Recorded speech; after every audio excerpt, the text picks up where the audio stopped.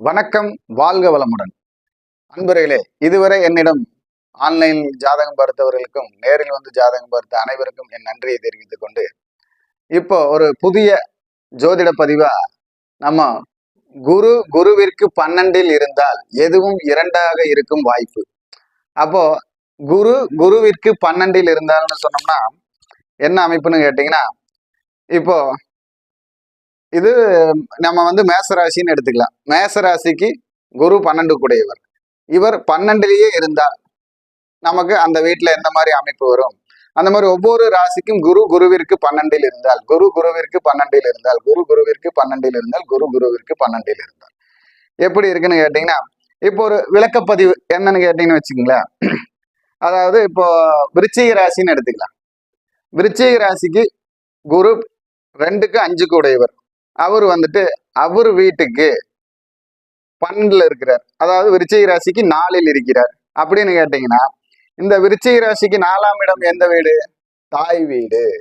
4ஆம் இடம் தாய் வீடு, சுகம், வண்டி, வாகனம், ஒவ்வொரு சுகத்திற்கும் இந்த இடம்தான் நமக்கு காரணம். அப்போ இந்த இடத்துல குரு இருந்தால் என்ன ஆகுன்னு கேட்டீங்கன்னா, இந்த 4ஆம் வீட்டிலிருந்து தொழிலை பார்ப்பார். 4ஆம் வீட்டில் இருந்தால் தொழில் என்னும் 10ஆம் வீட்டை பார்ப்பார். இந்த 4ஆம் வீடுங்கிறது தாய், தொழில் என்னும் 10ஆம் வீடு தந்தை. அப்ப தந்தை வந்து ஒரே மாதிரி தொழில் செய்யக்கூடியவராக இருக்க மாட்டார். வீட்டிற்கு கவனம் செலுத்தும் நபராக இருக்க மாட்டார். ஃபர்ஸ்ட். 2வது, அந்த தந்தைக்கு 2 மனைவிக்கு உண்டான யோகம் வரும். ஏன்னா இது தாய் வீடு, அங்க குரு தான் திருமணம்.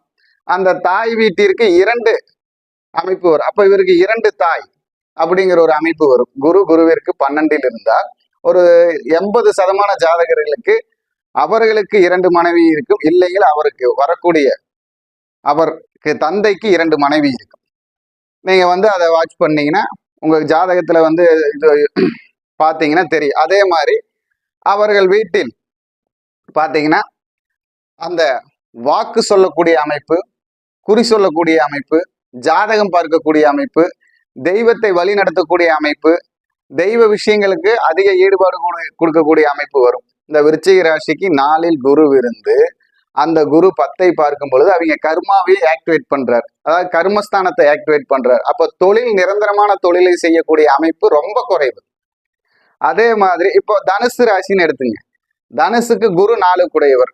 தனுசுக்கு குரு 4 கூடையவர். அப்போ தனுசுடைய அதிபதியே குரு. அந்த குரு 3ல் 4க்கு 12லும் தனுசுக்கு 3லும் குரு நிற்கிறார் அப்படின்னு வச்சுக்கோங்களேன். அப்ப அவங்களுக்கு எப்படி இருக்கும்? தனுசுக்கு 4 கூடையவர் அம்மா ஸ்தானம் தான். அதே மாதிரி அவர் 3ல் இருக்கும்போது தைரிய வீரிய ஸ்தானம். அந்த தைரிய வீரிய ஸ்தானங்கிறது வந்து நமக்கு வலுப்பற்றால் தான் சுகம் அனுபவிக்க முடியும். அப்போ அந்த வீடும் அவருக்கும் அதே 9வது பாவகமாக பாக்கியஸ்தானமாக தந்தை வீட்டையே பார்ப்பதனால் அந்த வீட்டிலும் அவர்கள் பாரம்பரியத்தில் 2 மனைவிகள் இருக்கக்கூடிய அமைப்பு வரும். குடும்பத்தில் எல்லாம் 2ஆக, சொத்து 2ஆகும், வீடு 2ஆகும், கூட பொறுப்புகளும் அதே போல குழந்தைகள் எல்லாமே 2ஐ கடந்ததாகவும் 2ற்கு மேலே இருக்கக்கூடிய வாய்ப்புகள் வரும்.